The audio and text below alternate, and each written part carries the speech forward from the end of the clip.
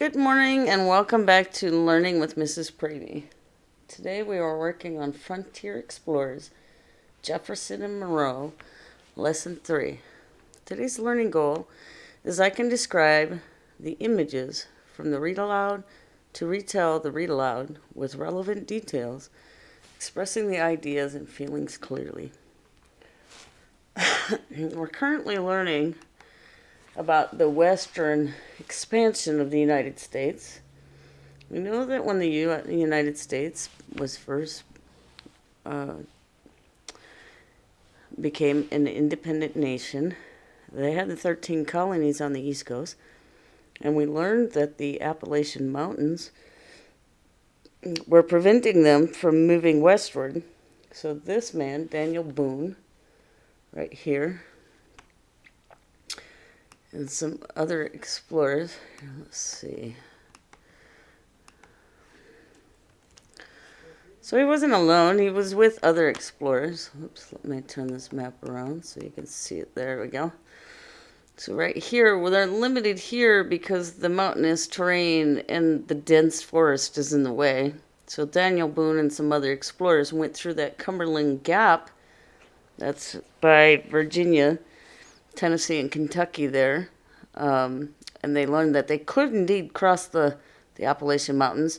So they went back with some families and they cleared the path wider so that they could get through with the carts, the horse and buggies, because up until that point they had been stuck over here on the East Coast.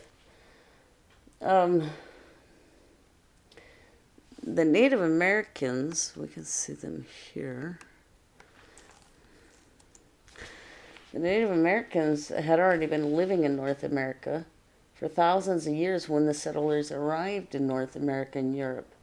As the settlements became colonies, many Native Americans were forced to move away from their family lands in what is now known as the Eastern United States. So it's not that there wasn't anybody here when the British colonists and the European colonists came over here. There were people already here. They were the Native Americans. And as the British and European colonies took over, the Native Americans were forced to move this way. Remember, we took a look at this compass rose, and we said that since they started out here and they were moving in this direction, they were moving west, right? Originally, they're here on the East Coast. Okay. So, some of them moved over the Appalachian Mountains. The western road that Daniel Boone helped create made it easier for pioneer families to move west over the Appalachian Mountains, which in time expanded the area of the United States. And this displaced many Native Americans already living in the area, or forced them to leave their homes and move even further west. So, in the read aloud that you're going to hear today, takes place about 30 years after Daniel Boone made that wilderness road. By this time, the colonies had already decided to declare independence from Great Britain, and Thomas Jefferson was the third president of the country called United States. Let's see, what can I remember about Thomas Jefferson? Right, he was the author of the Declaration of Independence, right here. He did conceive this document. The author, or the writer, so he wrote those words. Let's see.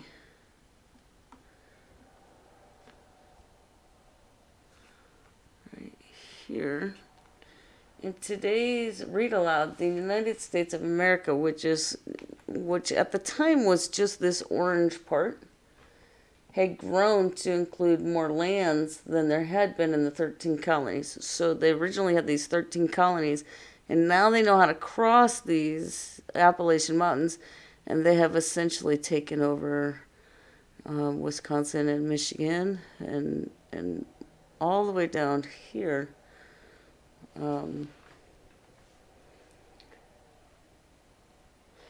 Pioneer families had crossed the Appalachian Mountains and settled in lands on the other side of these mountains, pushing the borders of the United States further and further west, forcing the Native Americans who lived in those areas to move further and further west.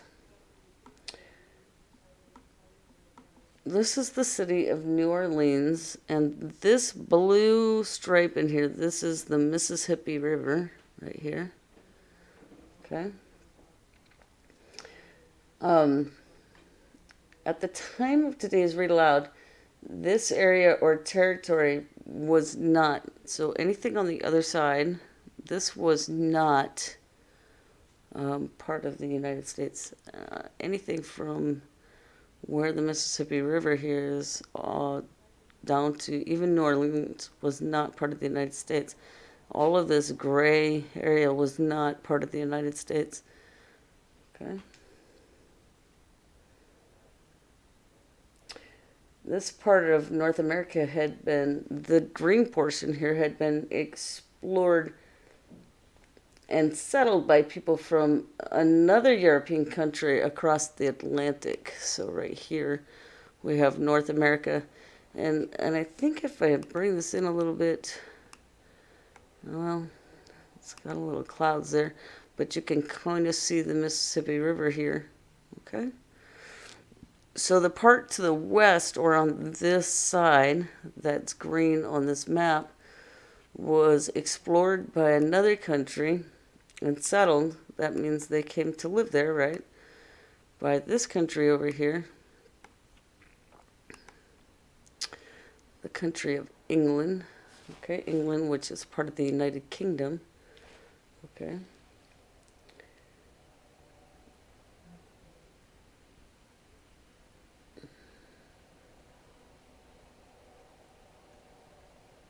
Well, that's not right.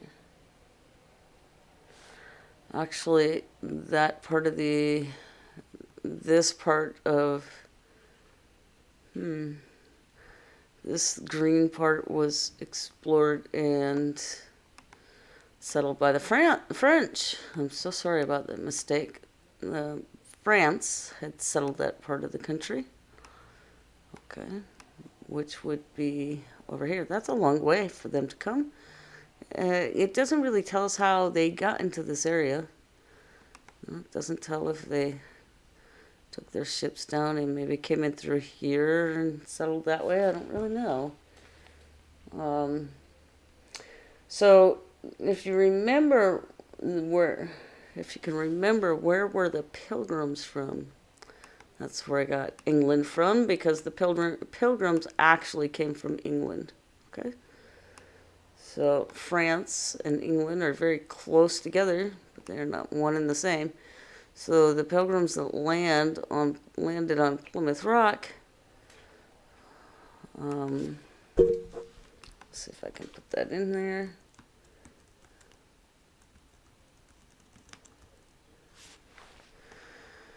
Plymouth Rock, right there.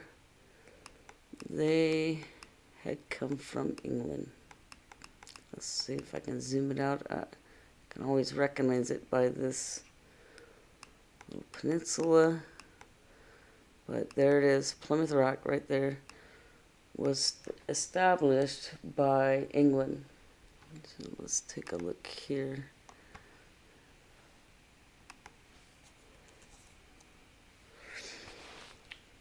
So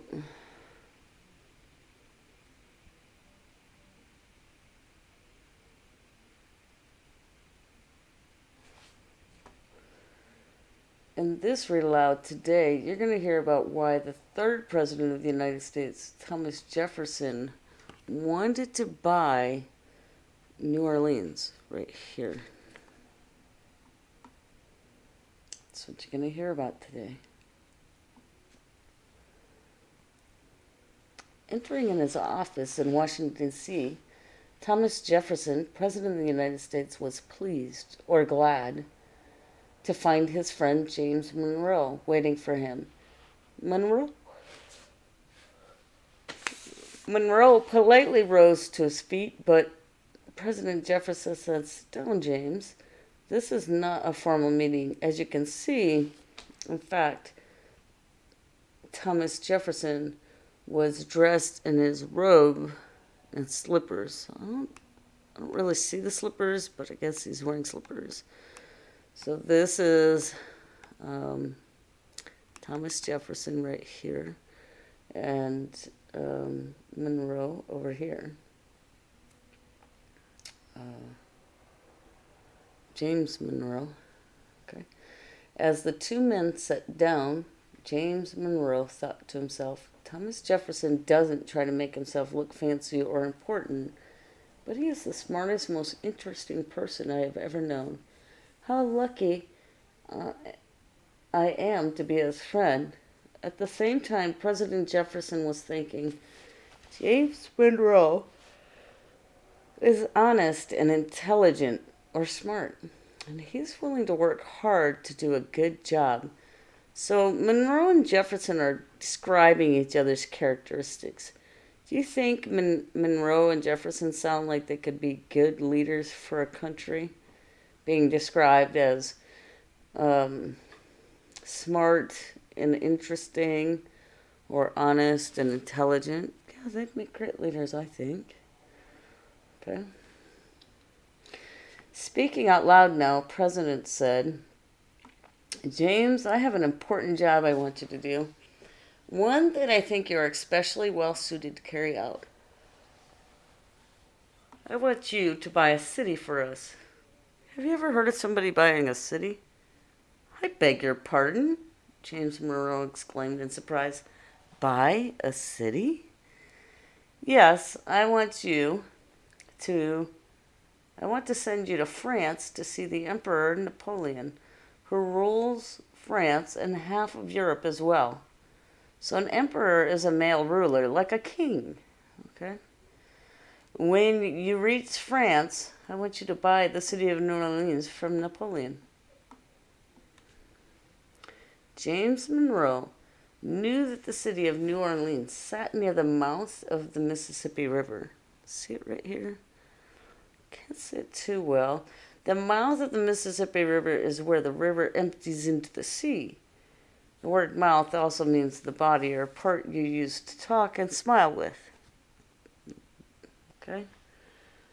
French settlers started settling New Orleans many years ago because they knew that the ship boats could travel up and down the Mississippi River, allowing people to buy and sell with one another all along the length of the great Mississippi River. So right here, this is that Mississippi River again. Okay. So, it was easier than walking or using a horse and wagon. So taking a boat through here was much easier than walking or using a wagon. So James Monroe knew that France still owned New Orleans, plus a great deal of land west of the Mississippi River, stretching all the way to the Rocky Mountains. So all this green was the French, from here all the way over there. Okay. Jefferson stopped and stared into the flames of the fire by which they sat, for it was a chilly morning. Then he continued, "As you know, James, our nation, the United States, is on the eastern side of the Mississippi River." So here it's all the orange, remember. While the area that France has claimed is on the western side, over here. All right, so here it is again, Mississippi River. This is the eastern side. That's the western side.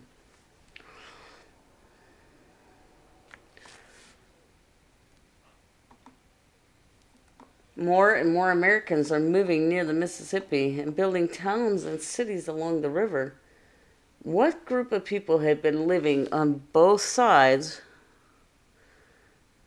who was living here on both sides before the settlers arrived? Yeah, it was the Native Americans. We must make sure Americans can do business up and down the river if we're going to build up that part of the United States. Right now, France and the United States are friends, and Napoleon lets American ships pass by New Orleans on their way from the ocean and up and down the river. But if Napoleon ever grew angry with us, the Americans were able to still pass New Orleans on their way from the ocean and up and down the river. What do you think Jefferson is worried might happen if Napoleon got angry? So Americans are able to use this for right now. But what if they were mad like the king was mad when they had the Boston Tea Party? Then what would happen? Yeah, they wouldn't be allowed to use it, right?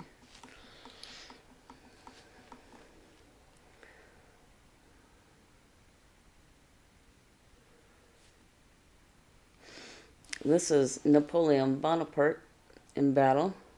Okay. Jefferson answered, Napoleon. Oh, wait a minute. Back this up a little bit. I missed something very important. I understand, said James Monroe. Napoleon could stop our ships and boats from bringing us the things we need. He could stop our farmers in that part of the country from sending food they grow to the rest of us back east, or stop people in the east from shipping farm tools to the farmers. I understand why New Orleans is important, but why would Napoleon want to sell the city? Jefferson answered, Napoleon needs as much money as he can get his hands on so that he can pay for supplies, uniforms, food, and ships for his soldiers and sailors because France is fighting a war in Europe. We will offer to pay him the money he wants, which makes him happy, and we get control of the river, which makes us happy. Napoleon certainly seemed to have a reason to sell New Orleans to us, said Monroe. Here again, this is Napoleon Bonaparte. Okay.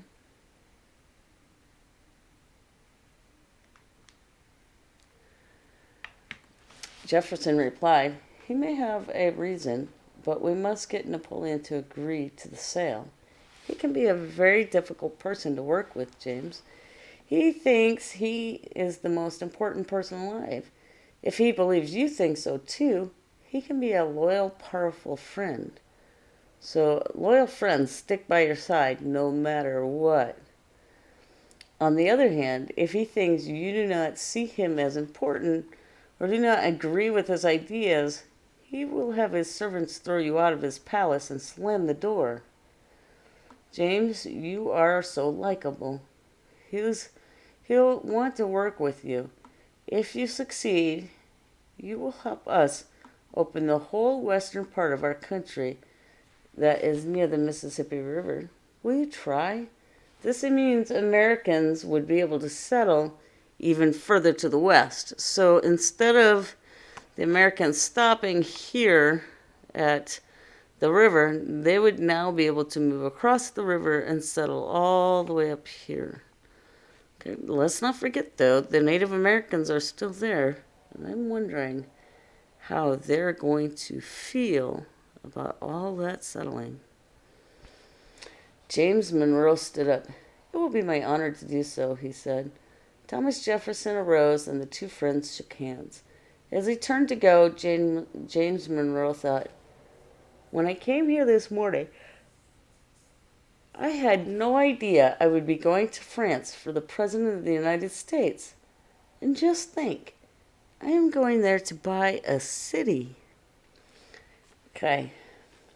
Who was the President of the United States at the time of this read aloud?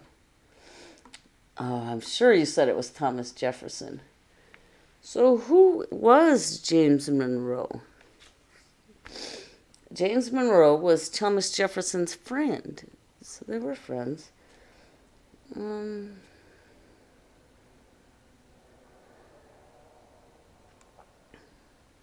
we go. So right here, this is the area, the orange part, anything that's in orange here, was the United States at the time of this read aloud.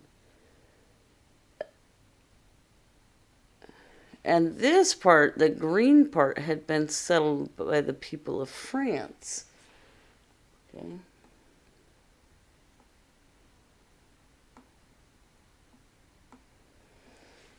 But more and more Americans were settling nearby and using this Mississippi River. At the time of the read aloud, how did the people use the Mississippi River? So they had ships and boats would travel up and down the Mississippi River carrying people and supplies, right? So why did they use the river? Well, it was definitely easier than walking or even using horses. Thomas Jefferson was worried about what might happen if Napoleon suddenly wouldn't let American ships pass through New Orleans. Why was Thomas Jefferson worried? Would Americans be able to use the river to go to and from the ocean?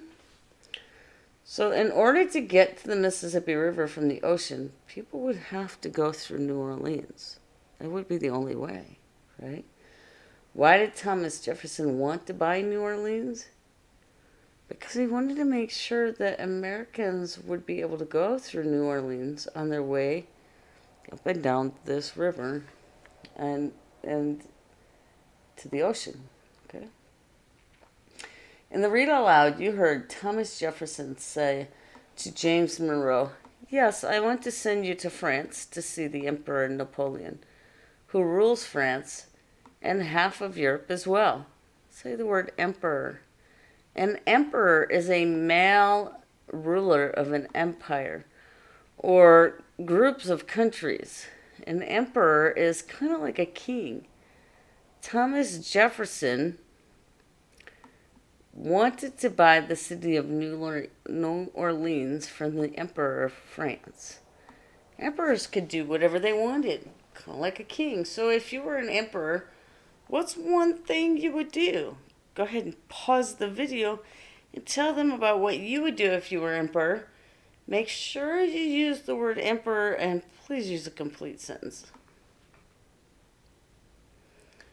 Good. Did you pause the video? Good. All right. So every day we use different types of sentences to tell others information, ask questions, or shout or exclaim something exciting or even scary, like, ah, right? Okay. One reason we talk to others is to tell them important information.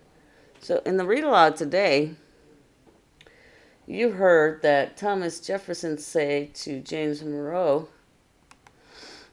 "This is not a formal meeting, as you can see."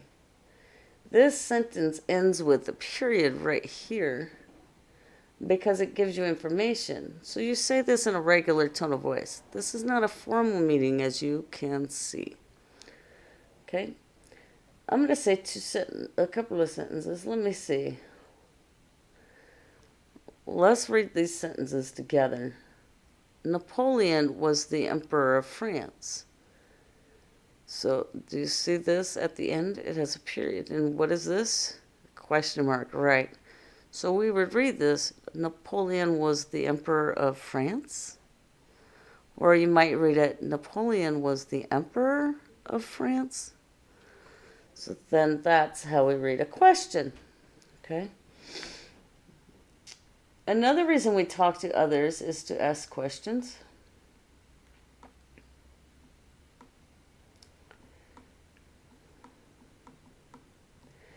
In today's read aloud, you heard James Monroe ask Thomas Jefferson, "But why would Napoleon want to sell the city?" So that's a question. And it really depends I mean, where you put your emphasis as to what you're actually asking. So you might say, but why would Napoleon want to sell the city? Your emphasis being on city. Or you might say, but why would Napoleon want to sell the city? The emphasis here being on Napoleon. The question is, why would this particular person want to sell the city? It's kind of complex there. All right, so I'm going to say a couple sentences. Okay. How would I read this one? Go ahead and pause the video and you try to read it first. That was hard, wasn't it? New Orleans would be ours. That's a question. How would I say it with this kind of punctuation? It would be like a victory saying, New Orleans would be ours. Can you imagine how exciting that would be? Say it with some excitement. Good job. All right. Thank you for joining me today. We read about Jefferson and Monroe. This is lesson 3 of the Frontier Explorers. And our learning goal today was I can describe the images from the read aloud to retell the read aloud with relevant details, expressing the ideas and feelings clearly. So go ahead and tell a person at home with you what you have been reading. Thank you for joining me. And I look forward to seeing you tomorrow when we learn about the Louisiana Purchase. I wonder what that could be about.